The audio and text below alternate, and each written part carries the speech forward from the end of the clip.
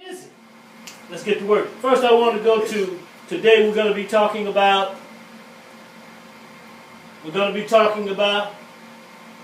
In a short span of time, we're going to put two or three issues on the table. Teaching moment. Educating. We're going to be talking about the Affordable Care Act, and we're going to send a warning out too. We're not done with the leadership in Memphis. Oh, thought you might slide today. We're going to have that in the equation as well. And Brother Jibril has some interesting things that he's going to be pointing into a direction of. So, Brother Jibril, we've got a caller on the line.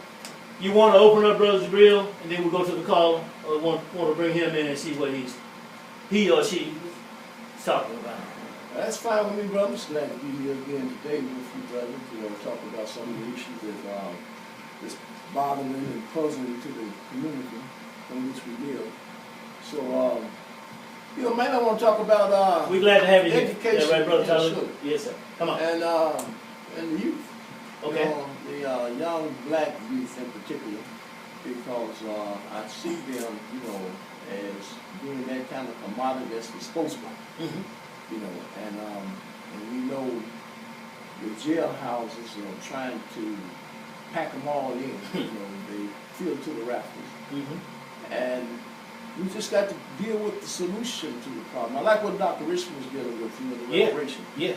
Our problem is so momentous, so large, and it's going to take something like reparations to get us squared away to the extent where we can start alleviating some of the conditions that we're in. It's going to take more than just, like Dr. Richmond was talking about, this community service. We've got to have finance. Yes. And that finance is already there, in the Treasury of the United States. But just like you say, H.R. 40 had been in for 40 years almost. It's been into committee. It hadn't come out. Okay. So that's one of the avenues. And I think that down that particular avenue, it should be precious on the international and national side of things, because if you don't put pressure on this institution that we call the Western world civilization corporate structure, then nothing moves. Okay. Sounds like I hear you saying it's going to require, this is a moment of philosophy for me, thinking, bold leadership that will bring about a major breakthrough. That sounds like what I'm hearing. It's going to hearing. require the necessary economics, to take us through. Sometimes, it doesn't take person or personality as leadership. Sometimes we can be led by the philosophy. Okay. And I think that's what we got to get back to, where we create the kind of cultural entity within the confines of the black community. Okay. So we can put these cultural truisms on the table and have them abided by the people. Okay, sounds good to me. Let's go to the phone, and then my friend Talut is going to come back to you. Let's chime in, caller. How you doing? How you doing, Mr. Redd? Pretty good, Alan. How are you? Hey, how you doing? The doctors are that. Doctor.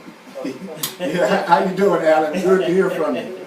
If I'm good with that, let me talk to a lot of people. I was listening to Dr. Richmond. He was speaking about reparations. Yeah. If the government gave us $1 billion during Thanksgiving and Christmas, we wouldn't know what to do with it. I'll give you a good example of something that you can see this. Jay-Z, that young man is making a lot of money, and he's making so money is rich, and it's not African-American people. He bought Share House.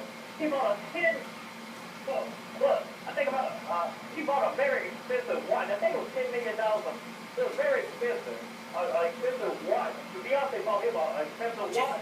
This is what I'm saying. If the government gave us $1 billion, we would run out and spend it during the holidays, and by the first of the year, we'll be broke. I give a good example of this Colonel Obama. Colonel Obama like Jay-Z and Beyonce.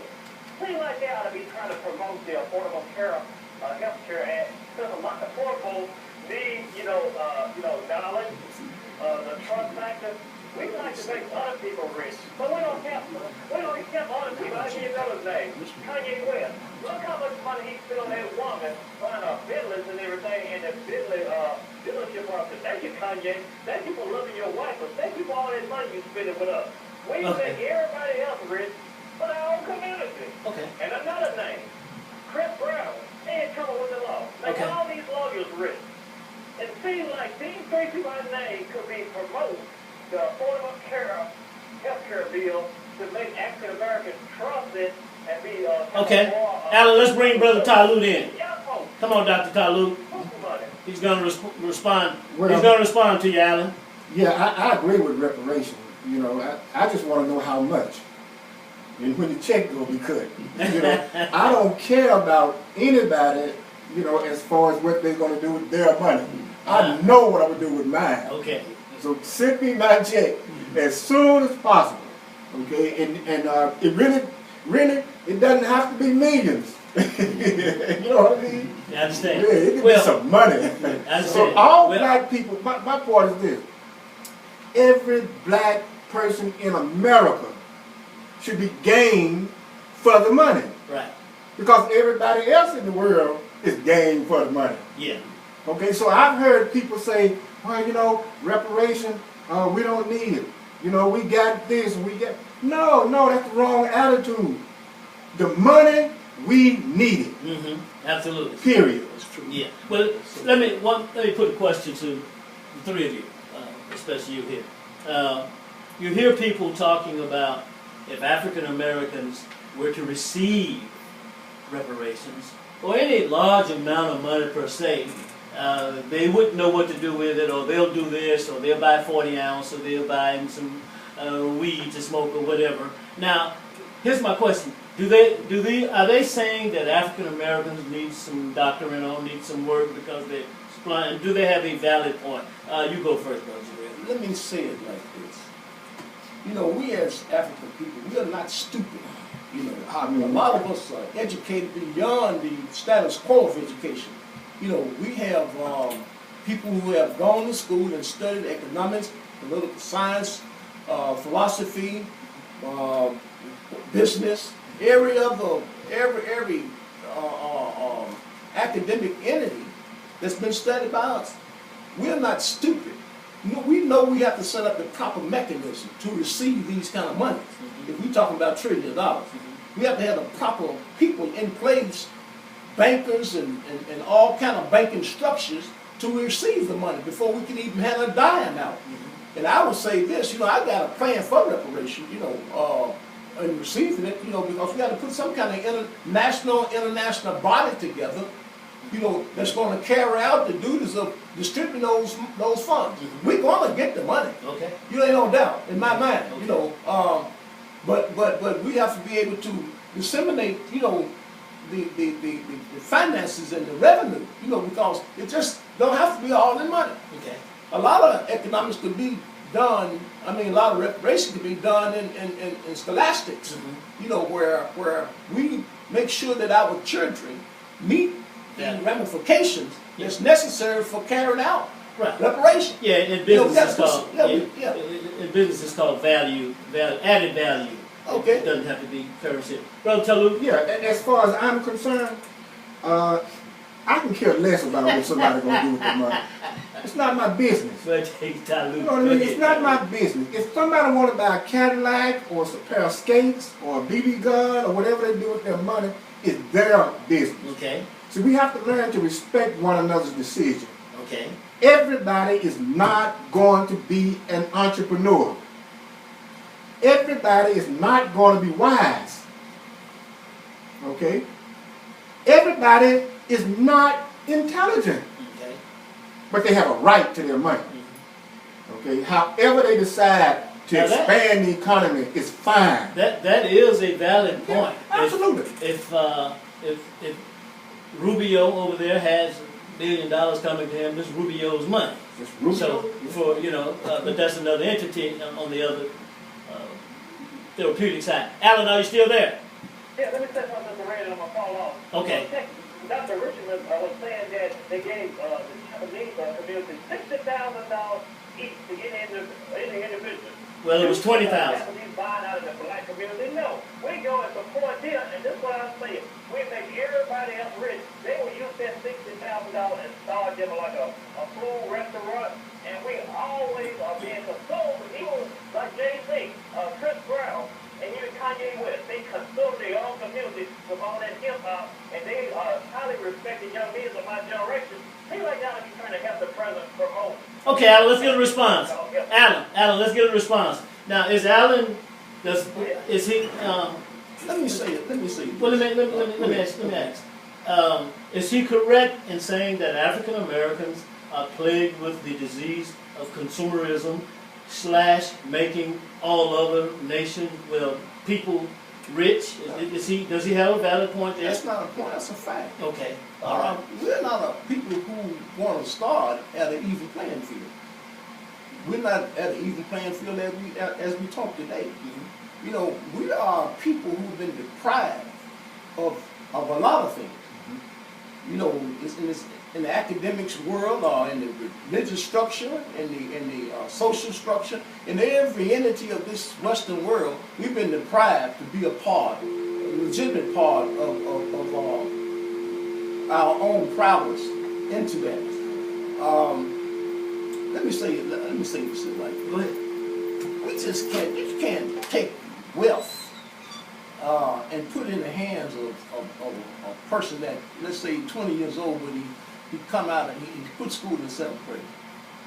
You know, we have to guide. We have to make certain that somebody is responsible. Some kind of entity is responsible for that person being empowered financially. So we have to structure the program, structure whatever it is in this person's life, so they can see the benefit of their receiving reparation. Yeah. It sounds like we are creeping up on because you know we plan here. Yeah, that's what I what I hear. We set up a shadow kind of governmental structure because we already really somewhat of a shadow governmental structure. You know, I mean, we know people I can see that. handing out and working in our behalf. Yeah. We know these people out here on the national level and international level. Yeah, let's hear some. I agree 100%. My point is this. My point is, once that structure is in place and has executed its duty, we have nothing to do with what a person would do with their money. I'm sure. Okay. You know what I'm saying? Yeah. See, I think we are not focused in on our own strengths. See, we have to deal with our strengths and our weaknesses. Okay? What I hear oftentimes is us focusing on our weaknesses. Even as Alan said, we make everybody rich, but we don't make ourselves rich. Very true. Okay, where is the strength in that? The strength is everybody has to come by Papa, the black man and the black woman. Everybody in the world that comes to the United States of America has to locate among black people. They can't go anywhere else, so where they gonna go? Okay, so aren't we the parents of all these people? Could they have survived without us? No. No way. They have to come by us. So our strength is to declare ourselves as their parents. Okay. And they have to respect us. I want to make one quick observation, and that is, I see in the news people who win these lotteries, and granted, most of them are so-called white people, but I also see many of them are broke within a few months. So I think, in that sense, human beings are human beings. But in terms of talking about, I think Alan made a couple of good points. Other ethnic groups, and I think I hear this coming from my panel here, that may be perhaps a little bit more advanced. And so if you say, look to your strength, and I think you must definitely know and in doing that, you have to know yourself. You have to be willing to look at yourself, tell the truth about yourself, isolate those strengths and weaknesses, highlight the strengths and improve the weaknesses. Not saying don't make the weakness better, but highlight the strength. So let me interject something. Go ahead. If I can. Yeah, you can. All economics is culture, and all culture is economics. Everybody on the planet Earth spend according to their own culture. They wear their culture clothes. Right. They all the and the amenities that go along with that culture, they purchase those things. You know, there's other things, other industry and industries out here that have made themselves a necessity, such as transportation, such as the airways, so to speak. You know, there's certain things out here that you got to tap into, but you tap into it as a culture. You know, you set up financial entities as a culture. If you know, once upon a time, I was going to talk about segregation also. You know, once upon a time, we were segregated people. You know, I didn't see nothing wrong with that. You know, because I come from Marcus Garvey philosophy that, you know, if we have what that belongs to us, then we can make it what we want to make it. You know, but I think that what I'm missing in Brother Talut understand is that, yeah, we have the right to purchase and buy what we want, but I think that, you know, we almost come to a certain level. Because see this, if we're gonna get reparations, it's the end. We can't depend on America no more.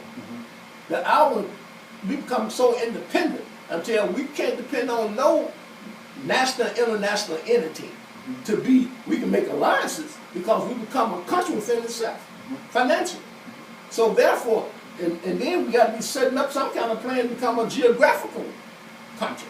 Okay, you know, let me put this in on the table. What I hear from three of you is still pointing to the necessities in terms of growth and development for African Americans. I hear that from three of you on that panel, and I see some things that should be addressed. So I want to go to you, Brother Talut. Do you hear those entities in terms of African Americans needing some work? What do you call it? Absolutely. Human development work, mental work, Yeah. and should that come from the leadership?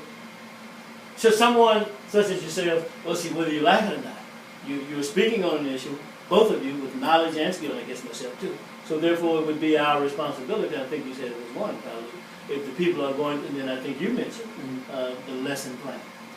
You know, and if they're going to be educated, then the burden is on those who know and those who are not speaking out should be speaking out. They should be speaking out. But go ahead. But I'm not opposed to anything. I support it all. And the reason I do is because let the best thought and the best idea rise to the top. And that's the one we're going to have to go with. So we have to accept everything that everybody's putting on the table. Okay? And then, and as we decide, as we review these ideas, then that's our opportunity to grab hold to the best one.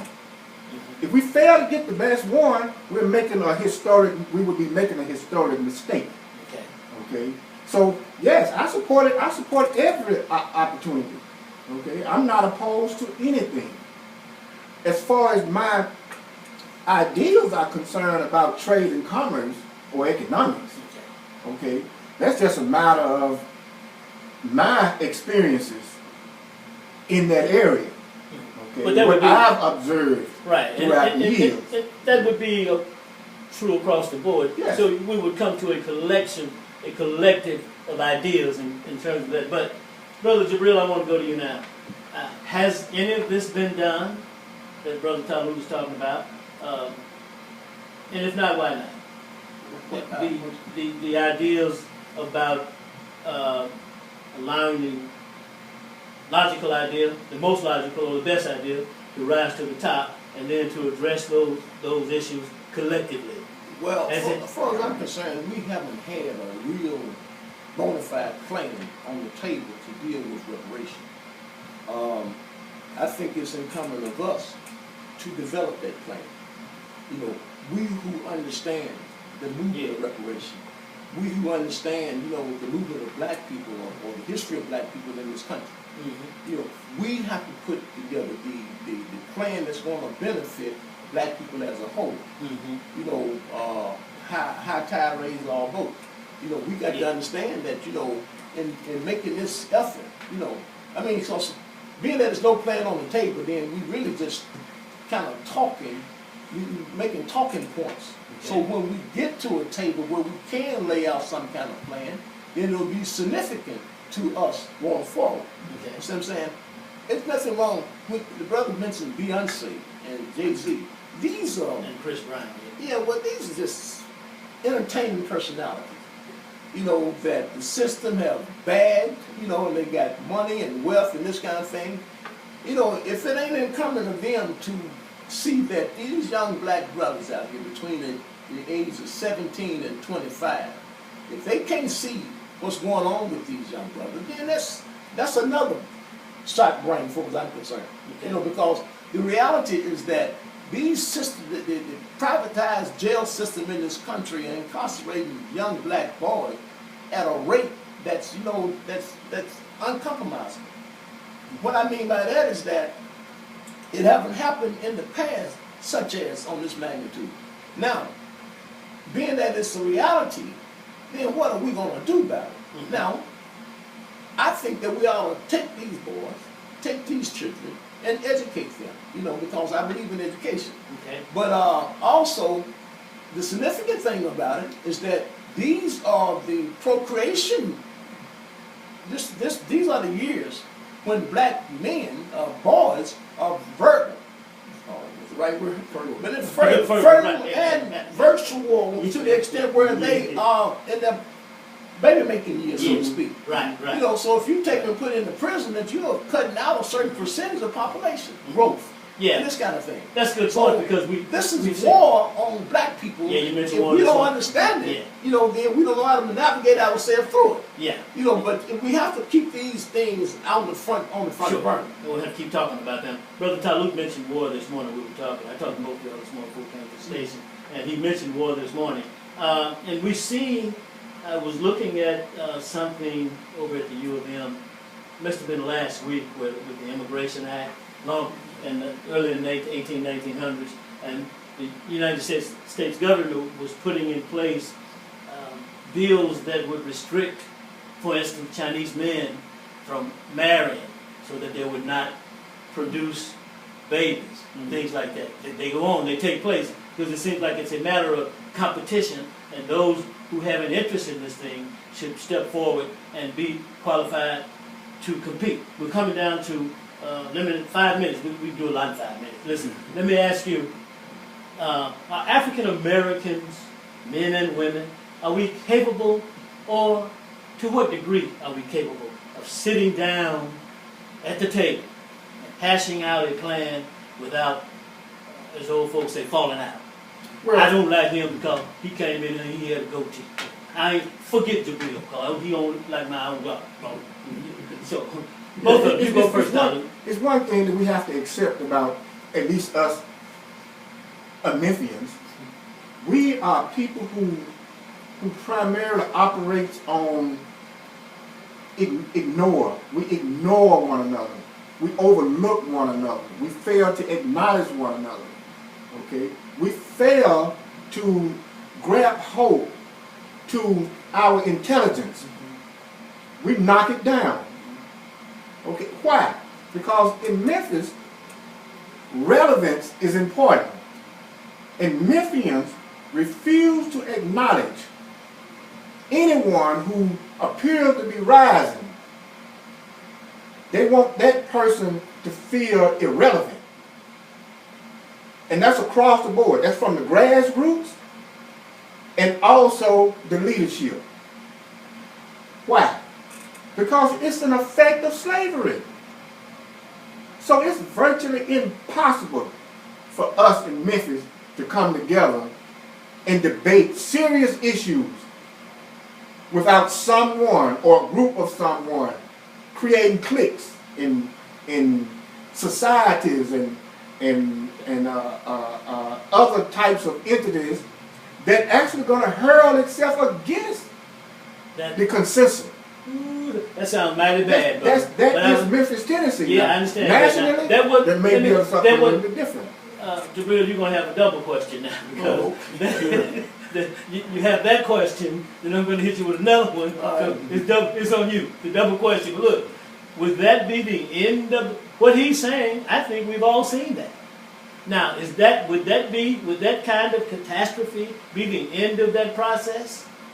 If it boiled down to say just 2 or 3 of the strongest, the best we got, will we be able to continue once these things have taken place? And then, Well, I have to put that in a certain kind of context. Okay. Whether political, social context, or economic social context. But on the political side of that, here in Memphis is unique. It is.